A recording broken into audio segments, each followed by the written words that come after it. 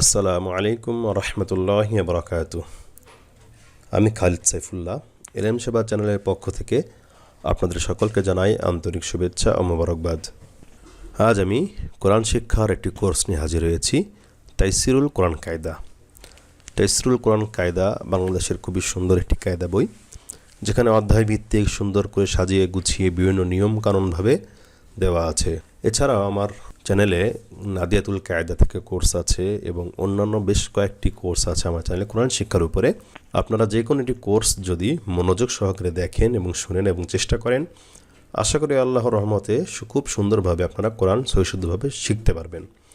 ইতিমধ্যে অনেকেই আমার এই ভিডিও দেখে কোরআন শিখতে পেরেছে, আমার সাথে যোগাযোগ করেছে।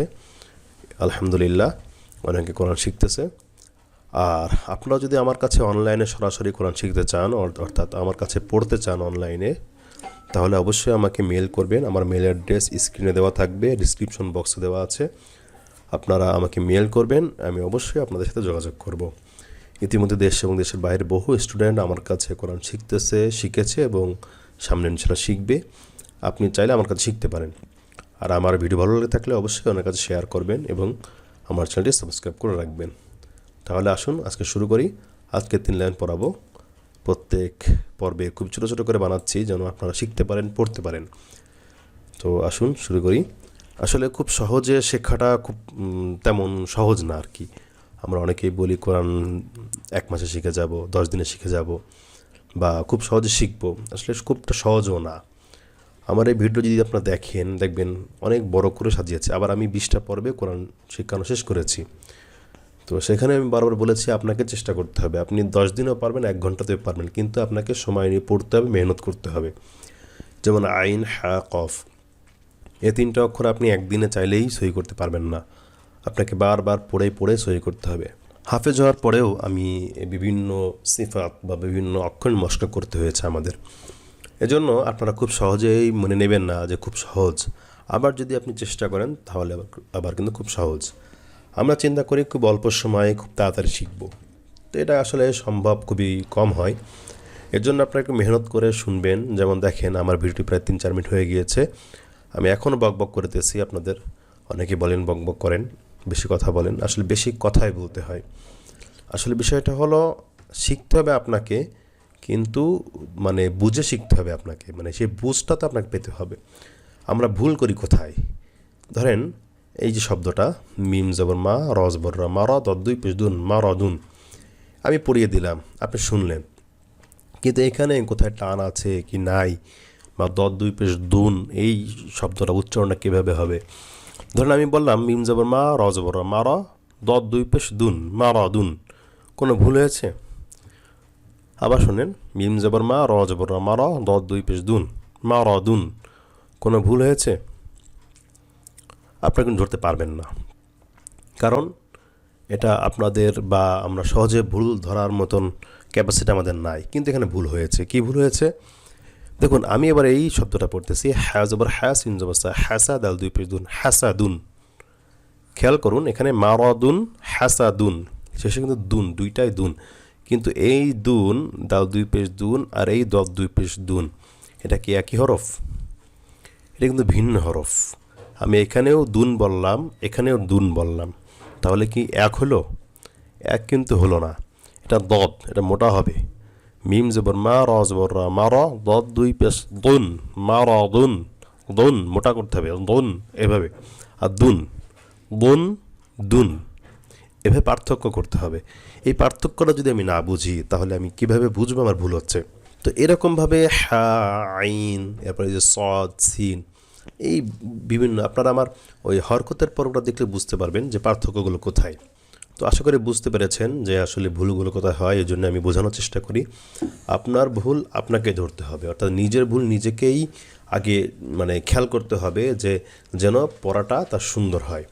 যেমন আজকে একটা স্টুডেন্ট অনলাইনে পড়ার সময়, আজকে ভিডিও বানাচ্ছি যেদিন, আপনারা হয়তো বা কয়েকদিন পরে দেখবেন, একজন স্টুডেন্ট পড়ার সময় তার একটা ভুল হচ্ছে, সারা জীবন সে ভুলটা পড়ছে, অনেক বয়স, সারা জীবন সে একটা ভুলই পড়ছে, কিন্তু সে ধরতে পারে না আজ পর্যন্ত।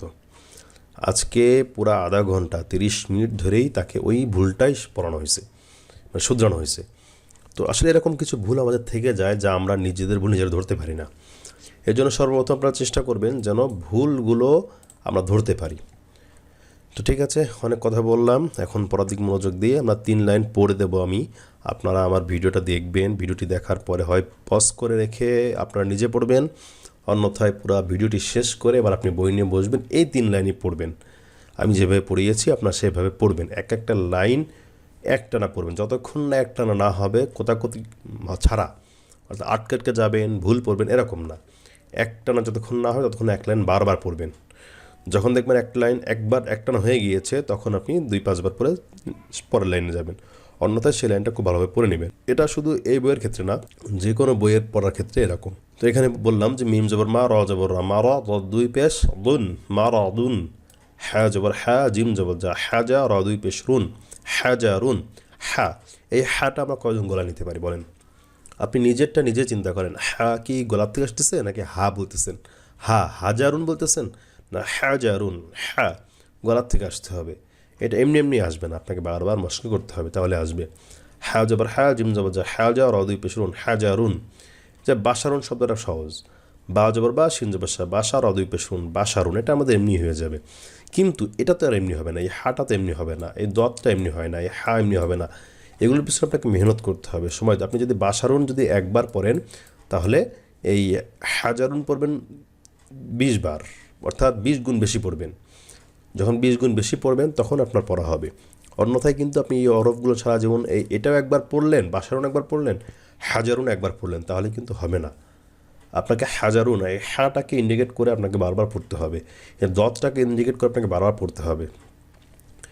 বা জবর বা, শিন জবর সা, বাসা, র দুই পেশ রুন, বাসারুন, হ্যা জবর হ্যা, সিন জবর সা, হ্যাসা, দাল দুই পেশ দুন, হ্যাসাদুন, সিন জবর সা, নুন জবর না, সানা, তা দুই পেশ তুন, সানাতুন, সদ জবর স, মিম জবর মা, সমা, দাল দুই পেশ দুন, সমাদুন। এই লাইন শেষ হয়ে গেল। আপনার এই লাইন ভালোভাবে পড়ার পরেই কিন্তু নিচের লাইনে আসবেন। এই লাইন যদি ভালোভাবে না হয় তো এক লাইন ভালোভাবে পড়েন, তারপরে পরের লাইনে আসবেন।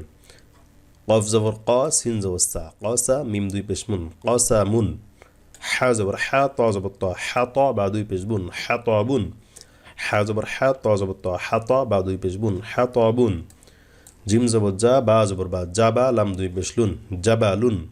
জিম জবর যা, বা জবর বা, জাবা, লাম দুই পেশ লুন, জাবালুন। খ পেশ খু, লাম পেশ লু, খুলু, কফ দুই পেশ কুন, খুলু কুন। খ পেশ খু, লাম পেশ লু, খুলু, কফ দুই পেশ কুন, খুলু কুন। খুলু কুন, কফ কিন্তু গলায় যেতে হবে। খুলুকুন বললে কাফ হয়ে যাবে। এই যে দদ আর দাল দিয়ে যে উদাহরণটা দিলাম, ঠিক একই রকম অফ যদি আমরা কুন বলি, কুন, কাফ দুই পেশ কুন, তাহলে কিন্তু উচ্চারণ সই হবে না। খুলুকুন, খুলুকুন, কুন গলা নিতে হবে। সিন পেশ সু, র পেশ রু, সুরু, র দুই পেশ রুন, সুরুরুন। র পেশ রু, সিন পেশ সু, রুসু, লাম দুই পেশ লুন, রুসুলুন। এরপরের লাইন, এই লাইন যদি হয়ে যায় তারপর লাইন, এই লাইনে দেখুন আপনি খেয়াল করবেন যে আইন, হ্যা, কফ, মূলত 3টা অক্ষর খেয়াল করবেন। এই 3টা অক্ষর কোন কোন শব্দে আছে, সেই শব্দটা অন্য শব্দের তুলনায় কমপক্ষে 10 বার 20 বার বেশি পড়বেন। যেমন এই হাতাবুন, এটাই বেশি আছে। খুলুকুন, কফ আছে। এই 2টা শব্দে কফ আছে, এই যে কফ। এই 3টা শব্দ 1 2 3 4 5 6টার মধ্যে 3টা বেশি পড়বেন, কসামুন, হাতাবুন আর খুলুকুন। এই 3টা শব্দ আপনি পড়বেন এক একটা 20 বার করে, আর এগুলো পড়বেন 2 একবার 5 বার করে পড়লেন। এই জাবালুন শব্দটা দেখেন, জি বুর্গ জয়াকারে যা, বয়াকারে বা, জাবা, লয়রসুলু, দন্তানলুন, জাবালুন, বাংলায় একই রকম। কিন্তু হাতওয়াবুন আপনি পারবেন হাতওয়াবুন বানান করাইতে? হা কীভাবে গলায় আসবে? আপনি যদি হ দিয়ে হ দিয়ে বলেন তাহলে কিন্তু এই হা গলায় যে আসতে হবে সেরকম বুঝতেছেন না আপনি, তাহলে কীভাবে বাংলা দিয়ে আরবি উচ্চারণ করুন বলেন? এই জন্য বলতেছি যে যখনই কঠিন অক্ষরগুলো আসবে তখন সেটা বারবার পড়বেন। এরপরের লাইন দেখুন, 4টি করে অক্ষর আছে। হ্যা জবর হ্যা, সিন জবর সা, হাসা, নুন জবর না, হাসানা, তা দুই পেশ তুন, হাসানাতুন। বানান করার ক্ষেত্রে একটা বিষয় খেয়াল রাখবেন, একটা না কখনো বানান করবেন না। হ্যা জবর হ্যা, সিন জবর সা, নুন জবর না, তা দুই পেশ তুন, হাসানাতুন, এভাবে না। একটা বানান করবেন, প্রথম থেকে মিলাই আসবেন। আর একটা অক্ষর বানান করবেন, প্রথম থেকে মিলাই আসবেন।